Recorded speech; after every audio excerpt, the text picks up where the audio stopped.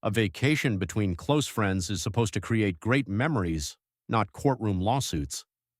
One friend says she covered thousands of dollars because the other disappeared when the hotel bill arrived. The defense argues there was never an agreement to pay in the first place. This case will come down to one simple phrase that both women heard very differently: I got you. This is the case of Roberts versus Mills. Ms. Roberts, you are suing Ms. Mills for $1,692. You say it's the portion of a hotel bill and other money that she owes you. Is that correct? Absolutely. Yes, it is. Okay, explain to me what happened. I cannot believe that I have to sue my good friend for some money that she owes me, but respectfully and rightfully so. So I met her 2 years ago on a cruise. We had so much fun. We did a karaoke competition and we won. So I'm thinking, really? this is my soulmate, girl. You remember? Okay, that's cute though. That's so cute. So you met, it was really cute. Yes. You thought you were kindred spirits. Absolutely. And you became great friends. Great friends. So what happens? Well, we won the award. All right. And then, a year later, I needed her to help me with a couple of things. She was a great friend of mine, and I helped her with a couple of things. You know how friends are. We exchanged help. So I asked her to help me with a work reference for my job. Judge, she wanted me to lie for her. Keep it real, friend. She trying to make She wanted me to lie for her. I hope that's okay to say in here. I don't want to go to jail. You in court. Y'all swore to tell the truth. Okay, well, So this is the truth. She wanted me to lie for a job reference for her. I did, which resulted in her getting a job. I'm proud of you, sis. However, on the back end, she said that she got me. We were going to celebrate for her receiving this promotion, which resulted in her getting a $40,000 raise. So when she said, let's go on this trip, I got you, I started packing my bags because you got me. She's trying to have me pay the remainder of a trip where it was supposed to be split between 4 people. Not one time did she ever mention that I had to pay anything. I was just responsible for getting my plane ticket. Why would you think you're not going to pay for nothing? Friend, you know my situation though. Friend, you know I be struggling sometimes. She knows I'm a single mom, Your Honor. So I want to understand this. What was your response? Was it, I want to go, but I don't have the money? Or is it, I want to go, how much is it? What was your response? Well, she already know I didn't have the money. It's been 2 years since I've been on a trip. So I'm just congratulating her. Oh, go, friend. I'm happy for you. And then she said, we're going to celebrate. I got you. Next thing you know, I get an itinerary for a trip. Who's going to turn down a trip? Especially with the words, I got you, attached to it. So you get the itinerary. And you weren't asked to contribute anything towards a ticket? No. Towards the trip, no. My own plane ticket, yes. Oh, you had to buy your plane ticket? Yes, and she knew I flew Spirit, so she knew I was on a discount or trying to cut corners. She knew. Your Honor. So wait a minute. Ms. Roberts, when you said, I got you, what did you mean? I meant that I have her right now. Later down the road, you have to pay me back. Did you add that and you can pay me back later into the discussion? I expected her to know. Here's where the misunderstanding starts taking shape. Neither side disputes the words that were spoken. They only disagree about what those words meant. In contract disputes, assumptions are rarely enough. Courts look for clear communication, especially when money is involved. Her to know I hadn't started my job yet. It's like I got the job and she immediately thought, oh, okay, we all going on a trip together and it's for free. No. You can't be expecting nothing. I need to hear that and pay you back later. I'm still trying to understand how you got your own plane ticket, but thought she was paying for the whole trip. Yes, ma'am. I mean, because I took that upon my own to buy the plane ticket. This is my friend. I'm not trying to beat her over the head, and she's already, to my knowledge, going to sponsor the trip. So you felt like she said, come on and go, I got you, and you were thinking to yourself, ooh, I don't want her to be on the hook for everything. Yeah. So I'm going to go ahead and just get myself a cheap plane ticket. Yeah, because so we're at least friends, that's that. so Okay, all right, I'm understanding that now. Get to the trip now. Well, as far as the trip went, when it came time to check out, I could not find Tammy at all. Ghost gone with the wind. And I'm like, wait a second, where's my friend? The other girls are here. Where's Tammy? What was going on? I don't know. I honestly. But that's the thing, Your Honor. She shouldn't be checking for me when I'm not responsible for any of the fees. So why are you looking for me? That's where the misunderstanding begins and ends. This is a critical moment because actions often reveal expectations. If one person genuinely believed the trip was a gift, avoiding the checkout desk might seem perfectly normal. If it wasn't a gift, however, that same behavior looks very Ends and different. ends. Coming up, How did you think she was able to pay for the entire trip for you? That means you ate free, you had the hotel for free, all you did was pay for your plane ticket. Because sometimes you can't question blessings. and later, If he used Troy to breed with another dog, he owes you the $7,000. Luckily for you both, this court did do a DNA analysis. closed captioning provided by. If you'll be in the Los Angeles area and want to bring your case to court, call 1-888-552-6878. You're watching We the People with Judge Lauren Lake. We're back with a dispute between Carrie Roberts and her friend Tammy Mills over travel expenses. Were you just so confident, Miss Mills, that at the time, usually at the time of checkout, and someone's saying, even they say, I got you, did you say to her, hey, are you sure? I'd like to pay you back half. I don't have it now, but I can pay you back this later. No. You just didn't go anywhere near the checkout counter. At that point, yes. That's like those people, Sean, when the bill comes at the restaurant, they suddenly got to go to the restroom. That's me it. out of here. Especially if you say you got. Is that you? No, I'm just kidding. Look, I'm just saying though, in that regard, especially if you say you got me, and then also, Your Honor, we've been friends for some time now, so she understands that I'm a single mom. I have a lot of, hardships that I have to overcome, and her friends, they're single with no children, so they don't have the same financial obligations as I do. Well, let me say this. As the woman who was single for a long time with no children, I couldn't stand when other people would count my money. Now, just because you decide to become a mother and add more responsibility to your plate, that doesn't mean you count my money and always assume I have more because I don't have a child. She does. And have I more, make though. sure that I don't do that now that I have a child, that I don't do the reverse. Now, and I will give this to Ms. Roberts. She got the job, but was not able to pay for the whole trip if she wasn't earning at the job yet. How did you think she was able to pay for the entire trip for you?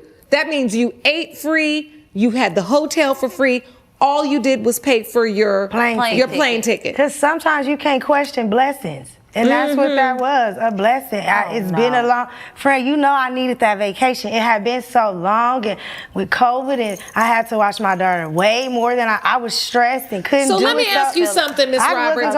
While you're on the vacation and the days are going by and the meals are going by, and are you charging everything to the room, or are you looking at this and every few minutes you're like, well, she ain't tried to pay for nothing yet? Judge Lauren Lake isn't blaming just one person. Instead, she's testing whether either friend ever stopped to clarify who was actually paying. In civil cases, failing to communicate can sometimes leave both parties sharing responsibility. Absolutely both. We did charge some things to the room, and then, the excursions that we did outside of the hotel, me and my friends would just kind of fight over the bill, because that's how we do. One person pays. We don't do the 5 cards trying to pay one bill. So me and my other friends were taking care of it. I didn't pay much attention to Tammy not taking care of it. I'm not that type of friend to count up everything. But when the bill came for the room and there were international phone calls made to her child or to whoever she was calling in the middle of the night, and the mini bar in our room was empty, and we were never really in the room. She was Wait in the a minute room more now. than us. Wait a minute I maybe now. had a drink or 8, but that's fine. Yeah, You said a drink or 8. I was trying to get. I have the receipt. I had this much. She said, I may have had a drink or 8. I was trying to get myself together. Her friends, they were not that inviting. I couldn't fight over the bill. So, I have the receipt of what the I'd bar like to see the looks like, receipt. and the receipt from the hotel room. some of that's fake, probably, Your Honor. Did you bring any evidence today, Ms. Mills? Yes, I have a copy of What do you have? the hotel bill as well. I'm going to believe you that this hotel bill is Here's hers. $16.92. Now, you may want to check, she be lying to her job sometimes. So. Once receipts, minibar charges, and hotel records enter the conversation, the case moves away from feelings and toward actual expenses. But the biggest issue is still the original agreement, or lack of one. Based on everything you've heard so far, who do you think should have asked more questions before the vacation even started? Oh my gosh, Fred. Ooh, see how your friend will do you? I heard enough. This is, I hate to say, but this is common, and I'm not surprised. Okay. When you get to be close friends with someone, you believe you can speak each other's language, but you're not kindred spirits when it comes to money. No. And I think that's what people need to understand. Exchange of money, all of these things, gifts, trips, loans, whatever it may be, it requires very real communication.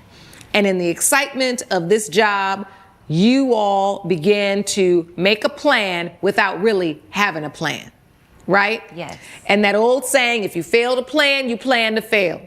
What I'm most proud of is that even though you're standing here in court today, it still looks like you have a lot of love for one another. Yeah, and you still absolutely. appreciate and honor the friendship. Yes. But this has got to be a lesson that when you are going forward in a vacation or anywhere where you're spending money together, hammer it out.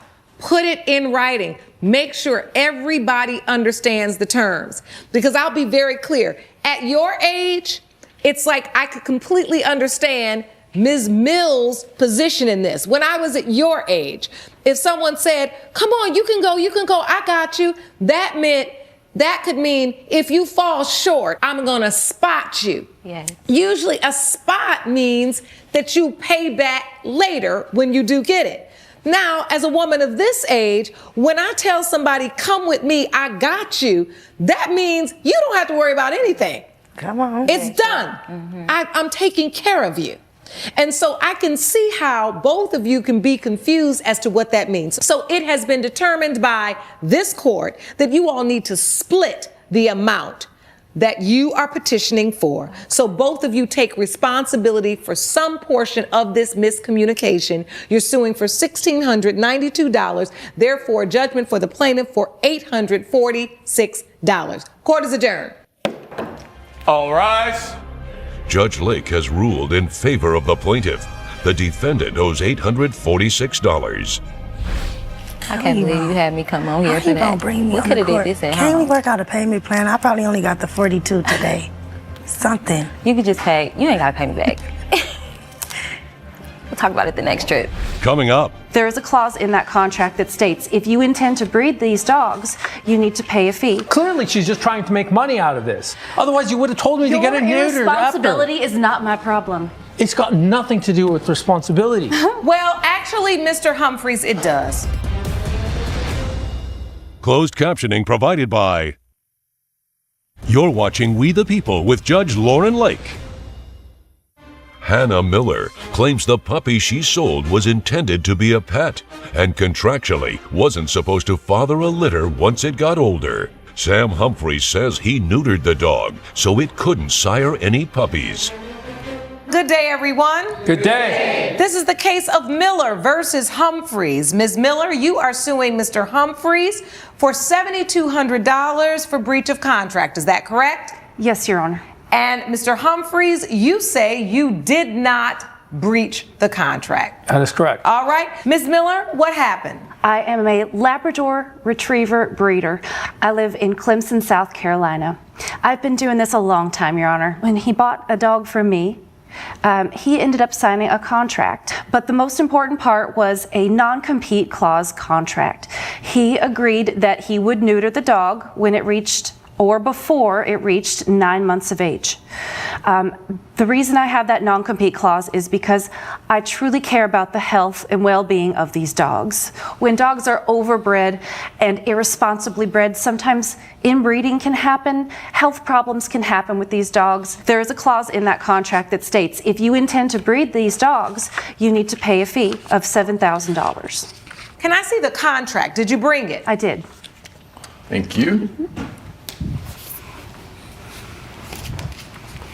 So this contract explicitly says that proof must be received within 14 days after the completion of the surgery and that male dogs need to be neutered before becoming 9 months of age. Yes, ma'am. Coming up, Even if Troy is the father, which he is not. How do you know that for sure? I had him fixed. Luckily for you both, this court did do a DNA analysis. Closed captioning provided by...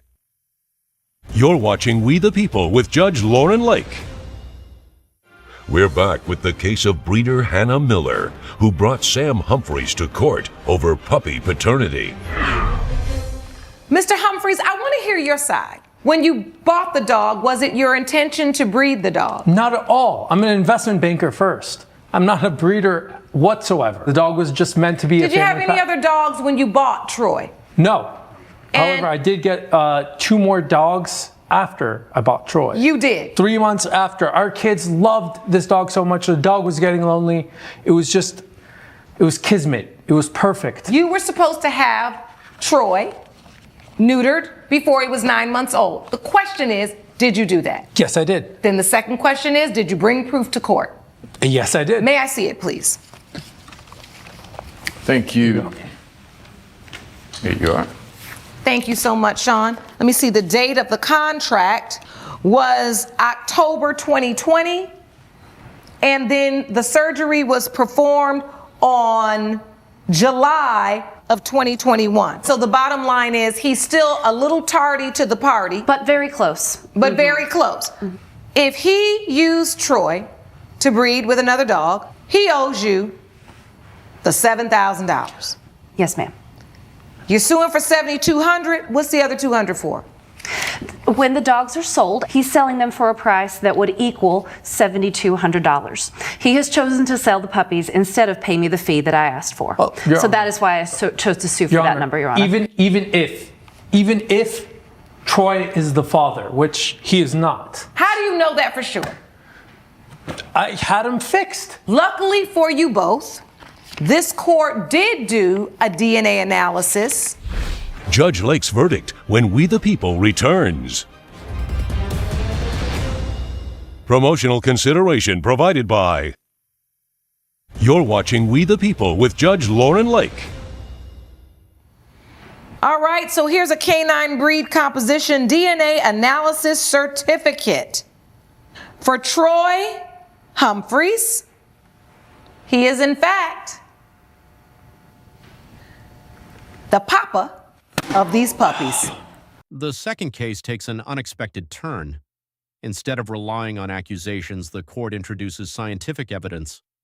Once DNA testing confirms the puppy's father, the dispute shifts from whether breeding happened to whether the contract was violated. Thank you, Your Honor. I mean, that's just not fair. Why would she have that clause? Clearly, she's just trying to make money out of this. Otherwise, you would have told me to get it neutered after. Responsibility is not my problem. It's got nothing to do with responsibility. Well, actually, Mr. Humphreys, it does. Because the truth is, all you had to do was say, you know what? Let's get some other dogs, but since we've got Troy, and it is not my intention to breed, let's get another boy dog or 2 other boy puppies, and then we wouldn't have this problem. I wasn't faced with that But once choice. you got the girl puppy, this possibility could happen. So with that said, judgment for the plaintiff for $7,000. Court is adjourned. These cases reach different outcomes because the evidence told 2 different stories. In the vacation dispute, Judge Lake found that both friends contributed to the misunderstanding. One assumed "I got you" meant a free trip, while the other expected reimbursement later. Without a clear agreement, the judge split responsibility and awarded the plaintiff $846.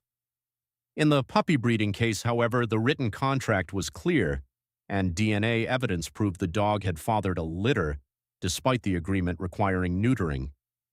With both the contract and the evidence supporting the breeder's claim, the court awarded her $7,000. The lesson is simple. Whether it's money between friends or a signed contract, clear expectations and solid evidence almost always decide the outcome. If you found this case as shocking as we did, make sure to hit that like button, share your thoughts in the comments, and don't forget to subscribe for more jaw-dropping courtroom breakdowns.